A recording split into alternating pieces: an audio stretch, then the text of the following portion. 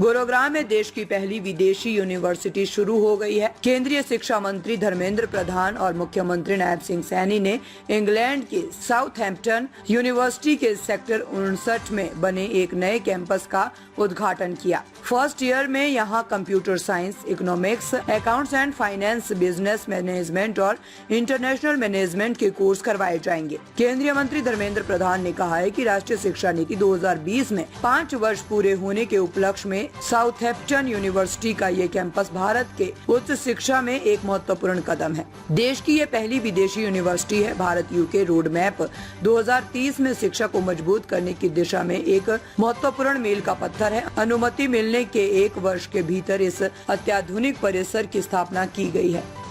साल पहले national education policy, राष्ट्रीय शिक्षा नीति को जमीन में उतारते हुए माननीय प्रधानमंत्री जी ने यूजीसी को गाइड किया था और यूजीसी ने अपने रेगुलेशंस को रिफॉर्म करके फॉरेन यूनिवर्सिटी को खोलने की अनुमति दी थी। फॉरेन यूनिवर्सिटी केवल स्टेम एजुकेशन में खोलने की अनुमति है, रिसर्च के लिए खोलने के लिए आवश्यकता अनुमति दिया जाएगा। इसी बैकग्राउंड पे देश में पहला फॉरेन यूनिवर्सिटी यूके के साउथहैम्पटन आज आकार ले लिया है। 1 साल पहले उनको एलओआई दिया गया था। आज 16 जुलाई 2025 में हमारी प्रमुख अर्थनैतिक केंद्र हरियाणा की गुरुग्राम में इसकी इंडिया कैंपस खुल गई है। हम लोग सब मेरे मित्र नायब सिंह सैनी जी के साथ हम यहाँ की इस कैंपस को लोकार्पित किए।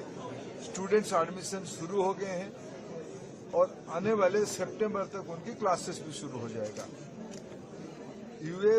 यूएस रैंकिंग में 100 के अंदर रहने वाला ये इंस्टीट्यूशन निश्चित रूप में भारत की शिक्षा प्रणाली में और मददगार होगी। ये आज हमारी देश में पहले 2 फॉरेन यूनिवर्सिटी गुजरात की गिफ्ट सिटी में पढ़ाई करवा रहे हैं।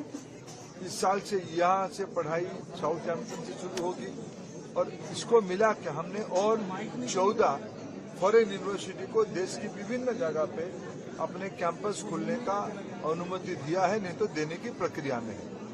निश्चित रूप में इस प्रकार की इंस्टीट्यूशन भारत की शिक्षा व्यवस्था को मजबूती करेगी। नेशनल एजुकेशन पॉलिसी का भी 2000 कितने समय कब तक ये 14 यूनिवर्सिटी? ये सब धीरे धीरे देखो अगले साल तक ज्यादातर खुल जाएंगे और नए यूनिवर्सिटी और अच्छे यूनिवर्सिटी भारत के लिए आग्रह दिखा रहे।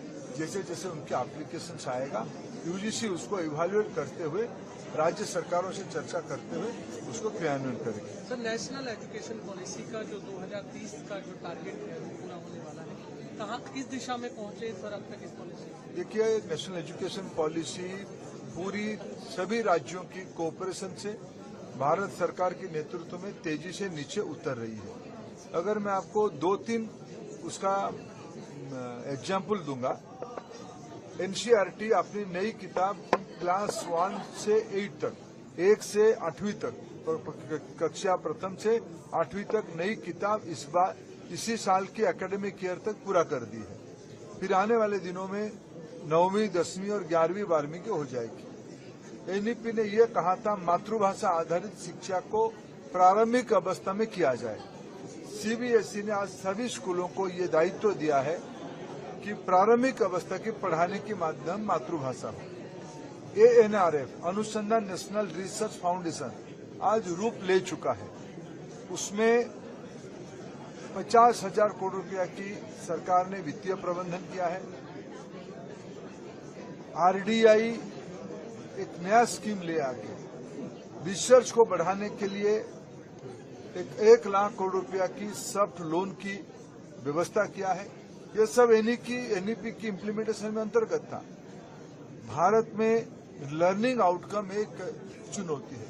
धीरे धीरे जो इन दिनों में रिपोर्ट आई है, भारत की लर्निंग आउटकम में इम्प्रूव हुई है।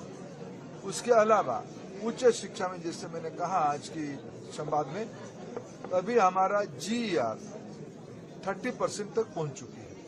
ये आने वाले दिनों में 50% तक पहुंचे। यह हमारी लक्ष्य है। शिक्षा हुनर बढ़ाने के लिए हो, शिक्षा स्किल्ड हो, शिक्षा रोजगार अभिमुखी हो, शिक्षा इनोवेशन के लिए हो, शिक्षा लोगों की सुविधा के लिए हो। इस दिशा में एनईपी ने अनेक परामर्श दिया है, उसको राज्य सरकारें और भारत सरकार मिलकर काम कर रहे हैं।